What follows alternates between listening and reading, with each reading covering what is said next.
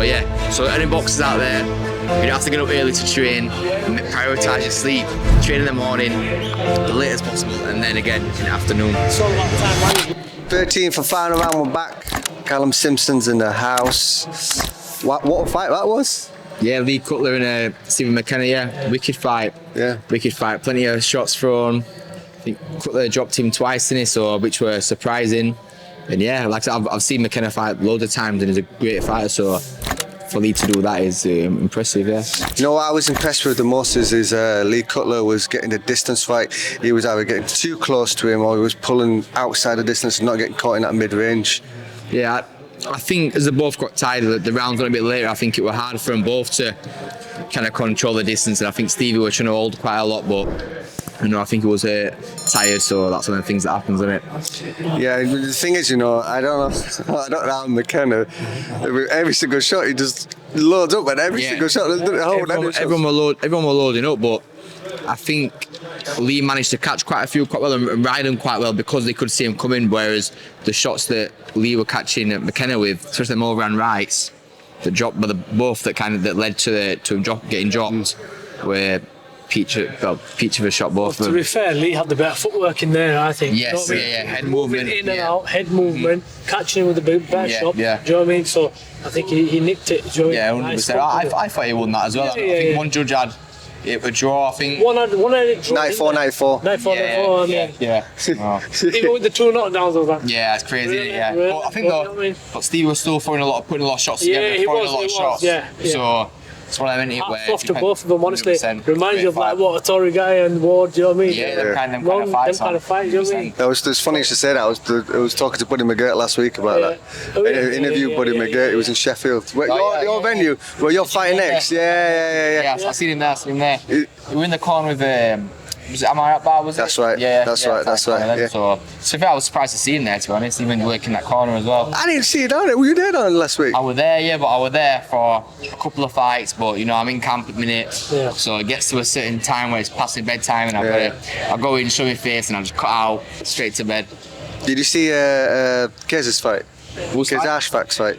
He boxed to a draw with Levi Giles. No, I left that fight about 4 rounds in.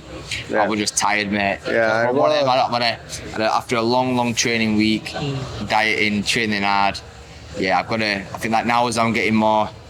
Like back in the day, I would have stayed till end. Even when I'm tired, I just stay till end. But now it's like I've learned to say no more now, and like having more discipline to make sure I'm getting plenty of rest, plenty of recovery, and I think that's just me maturing as a person and as a fighter. Whereas like there's been, in fact, one GBM show I was there the day before one of my fights. I was there till like 10 at night on a Friday. I was fighting the next Saturday. Wow. Whereas these days it's like I don't do like. That's a bit too early, isn't it? Well, that's it. When you're young, you can do that, can't you? You get with it. It's not even that. I was still.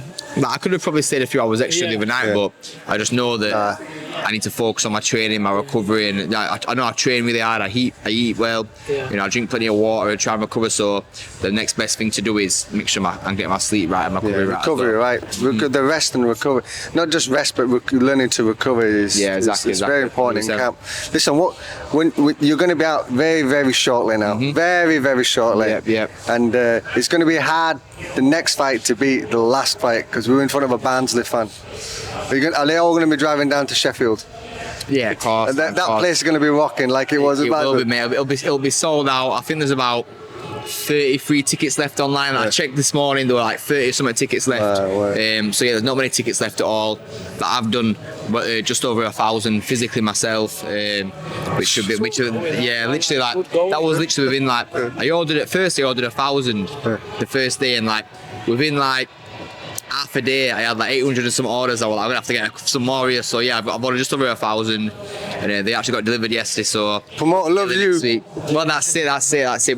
But you know that they say it's not just a ticket. So luckily I can fight as well. So, yeah, honestly, we're all right. I've been to some big venues. I've been to Wembley. I've been to big venues. That band, it was a full stadium at his last fight. It was rocking, mate. That's it. And they didn't shut up from the second they got in. The second left. Come on, I said Boxer was surprised when they were on sale and they sold out straight away. But I told them, and you know, I've got a very tough fight on them for January in Steve Woodall.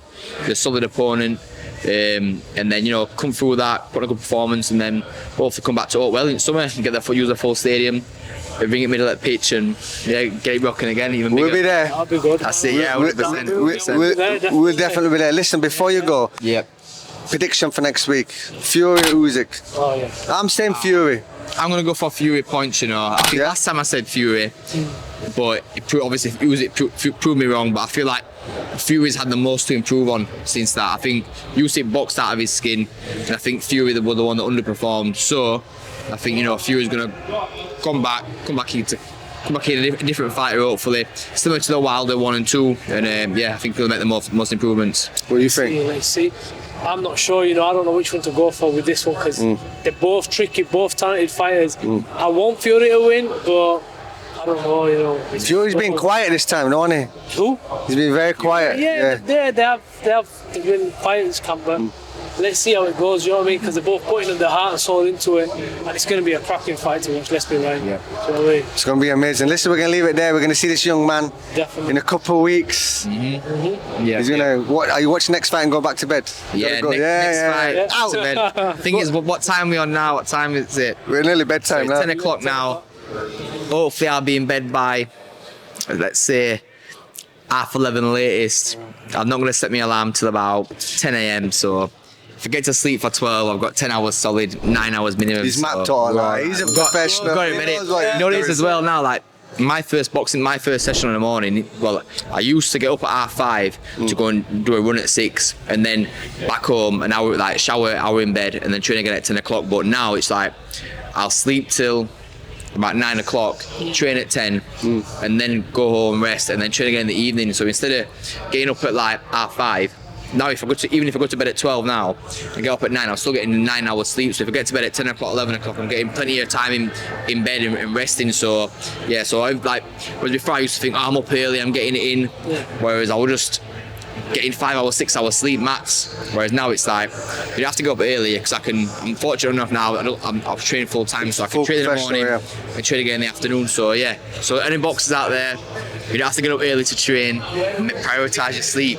Train in the morning, the latest possible, and then again in the afternoon. It's all about time management, isn't it? Yeah, time management. It's funny you should talk about time management, because this guy's never on time. Listen. Oh yeah, I'm always late. I'm never on time. I'm always late. My time management is shocking. But when it comes to me, when I'm in camp, when it comes to my rest, recovery, I'm on it now. I'm on it. Listen, I gotta say one last thing. Ishmael Davis.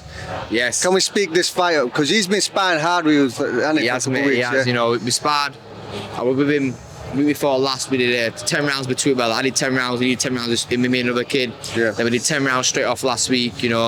I'm not seeing much of the guys fighting, but like I said, I don't really watch much boxing. I know I should know him. Apparently, he's a monster. Focused on you. Whatever. Yeah, focused on you. But yeah, Ishmael, he was supposed to be fighting on a Wednesday anyway, so he's been in camp. He's been in camp for months. He's been preparing to fight in Saudi anyway. So he's never out, is he? No, that's it. You know what it is? A few years ago, it's changed his lifestyle now. A few years ago, we used to arrange to spar, and then I get told that I go to gym to come meet him sparring. I go on Instagram, and he'll be out in Dubai or something. I'm like, hey, I thought we were supposed to be sparring today.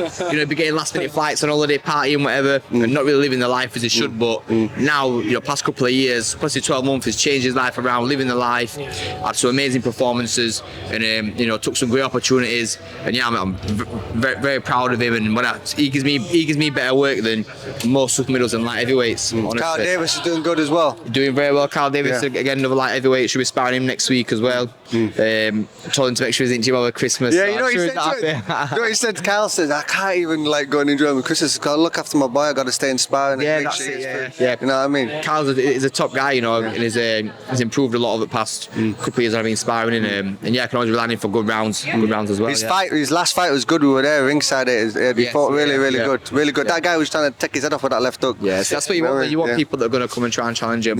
like that. So it'll be another good learning Sparring's fight the main thing, isn't it? That's what you learn on. Yeah, 100%. Yeah, that's it. And I think with me in sparring as well, a lot of things now is, before it used to be a case of just going to sparring and just try and beat him up, whereas now I'm actually practicing things in the spar more. So sometimes I'm taking a few more shots, but you're working on shots. And then the week after they'll come together. The week after they'll come together. So yeah. Well, that's what you got to do. You're always improving that way, aren't you? So it's all about learning, right? Learning. Yeah, you're always learning, aren't you?